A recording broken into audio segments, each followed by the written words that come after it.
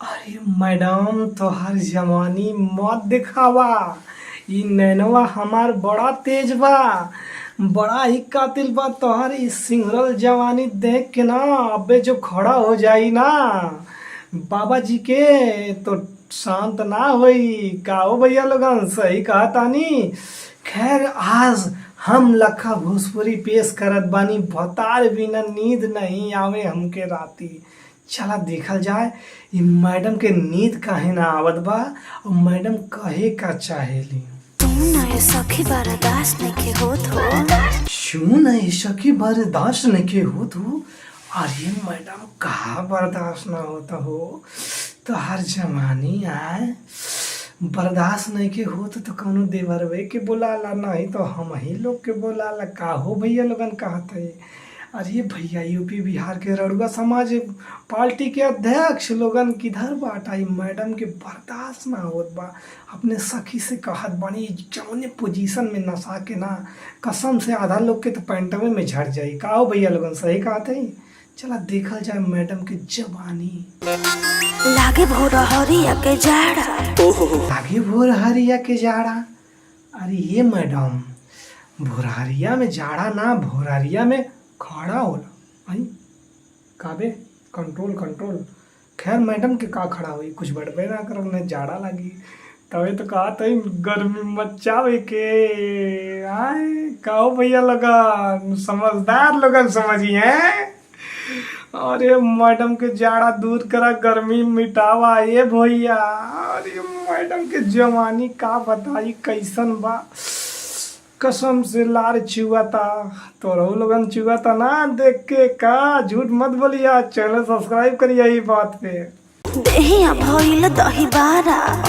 बाप रे बाप, देहिया भइल दही बड़ा।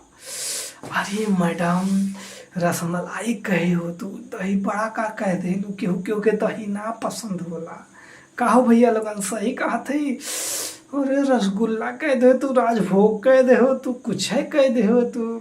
खैर तुम्हार जवानी ना दही बड़ा ही समझ के खा ली है।